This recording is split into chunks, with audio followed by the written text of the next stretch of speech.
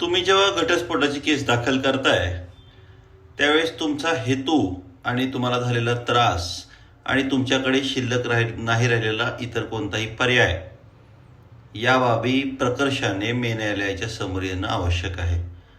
उगाचच 2 आणि 4 पानी ड्राफ्ट करायचा आणि त्याच्यामध्ये मान्य न्यायालयाला तुमची मानसिक परिस्थिती पण कळवून देण्यास आपण असमर्थ असेल, आपला ड्राफ्ट असमर्थ असेल तर आपण 4 वर्षांनी सुद्धा आपणाला आपल्या केसमध्ये अपयश येऊ शकतं.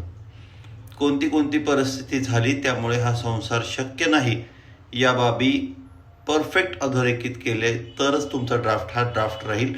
तुमचा ड्राफ्ट हा शेवटी तुमचा मित्र असतो. त्यामुळे कुटुंब कलहामुळे फक्त एवढ्या एखाद्या घटनेमुळे मी विभक्त होतोय असं नव्हे, तर या वेगवेगळ्या घटना कशा कारणीभूत ठरल्या याचं प्रतिबिंब म्हणजे तुमचा ड्राफ्ट असला पाहिजे.